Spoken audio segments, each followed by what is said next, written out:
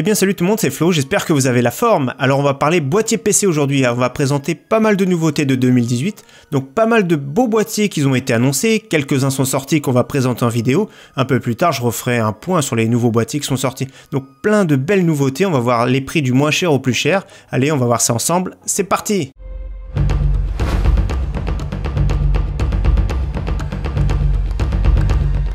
Alors c'est parti, on commence au moins cher avec l'Aerocool Cylon. Voilà un beau boîtier, franchement j'aime beaucoup tous ceux que je vais vous présenter. Déjà je les ai sélectionnés parce que je les trouve vraiment très beaux. Donc voilà, Cylon de chez Aerocool avec un petit bandeau RGB qu'on voit très bien. Donc ce qui est bien, c'est qu'il est joli, il est sobre, une fenêtre pleine taille ici sur le côté. Donc j'avais vu aussi une version blanche et sur le site il n'est pas présenté en blanc justement. Donc voilà, on regarde très bien l'animation couleur qu'on peut avoir. Donc ça c'est bien quand c'est piloté avec une carte mère compatible. Donc, de plus en plus de cartes mère le son, mais ça c'est pas toujours le cas. Donc voilà, boîtier très sobre et vous allez voir le prix est vraiment très sympathique. En plus de ça en façade on a un petit lecteur de cartes SD et tout ça, tout ce qu'il faut comme port. Alors un seul ventilateur de fourni, ça c'est un petit point faible, mais on peut rajouter quand même pas mal, jusqu'à 3 en façade, optionnel. On peut mettre un radiateur de water cooling de 240 mm en façade. Donc beaucoup de possibilités de refroidissement. Attention, le ventirad maximum 15,5 cm. Voilà, donc c'est un petit boîtier compact qui est vraiment efficace pour du ATX.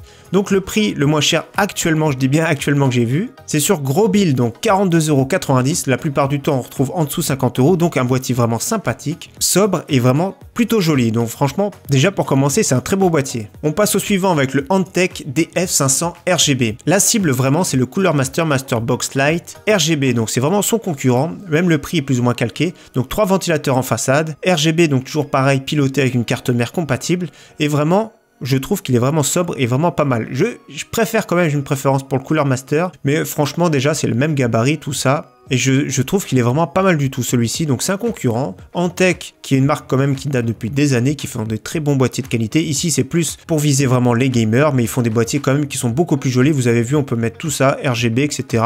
Donc franchement c'est vraiment pas mal du tout. Le moins cher que j'ai vu également, c'est chez Grosbill, donc 69,90 €. Donc le Cooler Master c'est à peu près 70 à 80 €. Donc on est dans les prix, c'est vraiment le concurrent.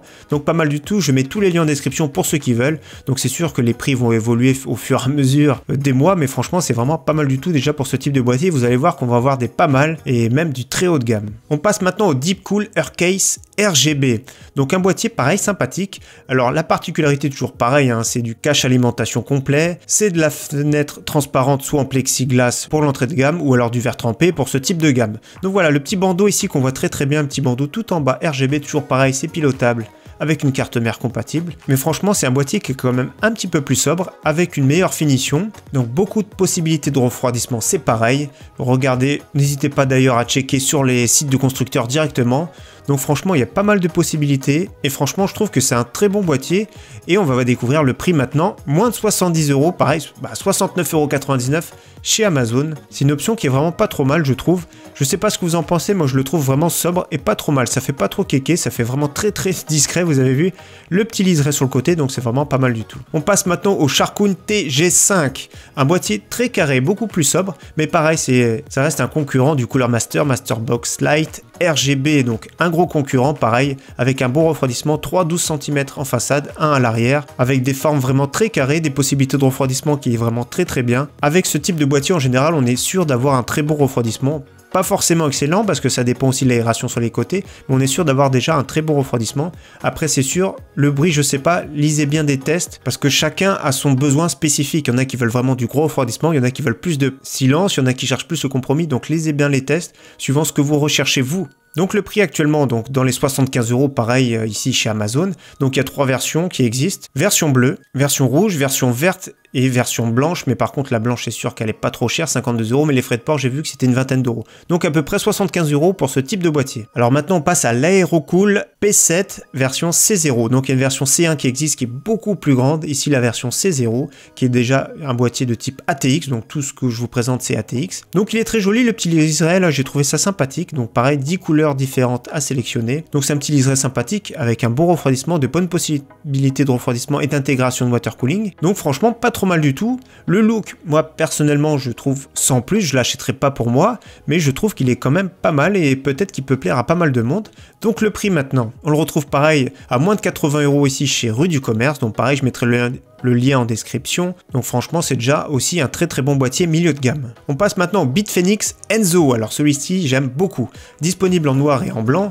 Alors on voit pas trop sur leur site bizarrement, il est un peu mal fait. Pourtant, Bitfenix c'est une très bonne marque, hein. Ils font de très bons boîtiers. Donc ici, pareil, un petit tout le contour ici piloté RGB avec la carte mère. Donc c'est très joli, très sobre. Fenêtre pleine taille, exactement. Presque tous pareil, maintenant c'est le standard de 2018. Le cache alimentation, donc vraiment pas mal du tout. C'est un boîtier qui est vraiment sobre et classe, donc ça c'est vraiment très bien. Au niveau du prix, on est environ à une centaine d'euros ici chez Material.net. Donc en version blanche, je le trouve vraiment très sobre et très classe. Je sais pas ce que vous en pensez, moi je le trouve vraiment très bien. Alors maintenant on monte en prix, en qualité de finition, on monte en gamme avec le Silverstone PM02, donc très joli. Et aussi en blanc il existe. Alors bizarrement, si, il est ici, il est sectionné, je dis des bêtises. On le voit très bien, je le trouve aussi très classe. Moi, ce type de boîtier, ça m'attire le blanc de plus en plus. Blanc-noir, j'aime bien ce design. Je sais pas, vous, quelle couleur vous préférez, quel design de PC vous aimez bien. Mais moi, j'aime bien le noir et blanc en ce moment. Peut-être que c'est le prochain que je vais faire. Donc, j'hésite à m'acheter un boîtier de ce type-là, mais il y en a d'autres qui vont arriver, donc je vais attendre quand même quelques mois. Mais celui-ci est vraiment très bien, très classe. Et ça, j'aime bien. C'est pas plein d'éclairage fantaisiste et tout. C'est vraiment un beau refroidissement, une bonne finition et c'est une bonne intégration. C'est ça qui est vraiment bien, c'est ça que je recherche. Donc vraiment très bien. Par contre, le prix, ça commence à grimper, donc on va voir ça de suite. On a dépassé les 100 € ici en version noire sur Cdiscount. Donc n'hésitez pas à regarder un peu partout. Moi, je mets les liens de ce que j'ai vu parce que c'est les moins chers actuellement.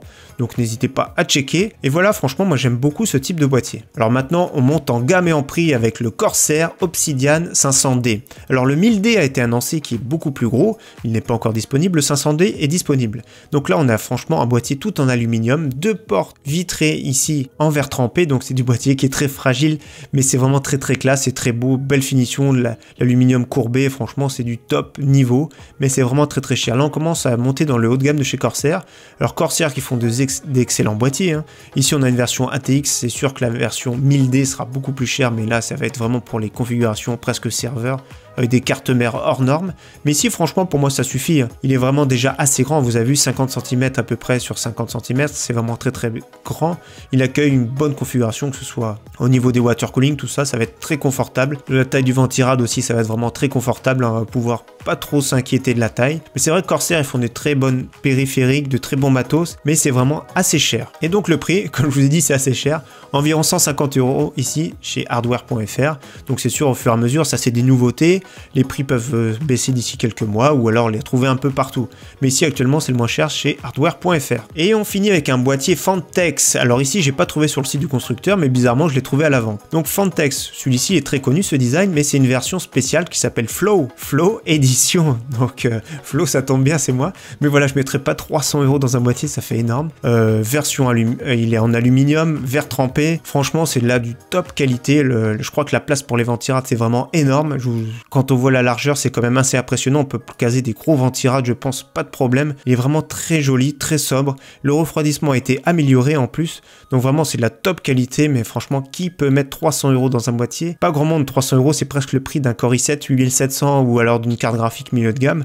Donc franchement, c'est un beau boîtier. C'est une bonne nouveauté. J'avais envie de vous le présenter quand même, mais c'est vraiment excellent. Donc voilà, on a fait un point sur les nouveautés qui sont sorties de 2018. Celles que je conseille ou celles qui m'ont plu, en tout cas. Hein. C'est juste mon goût. Et on aura d'autres à sortir que j'ai déjà noté, j'ai fait ma liste, au fur et à mesure dès qu'il y en a un que je trouve joli, je note, j'attends de voir s'il est sorti ou pas et on fera peut-être une vidéo plus tard. En tout cas, merci d'avoir suivi cette vidéo, à très bientôt sur ma chaîne, ciao bye.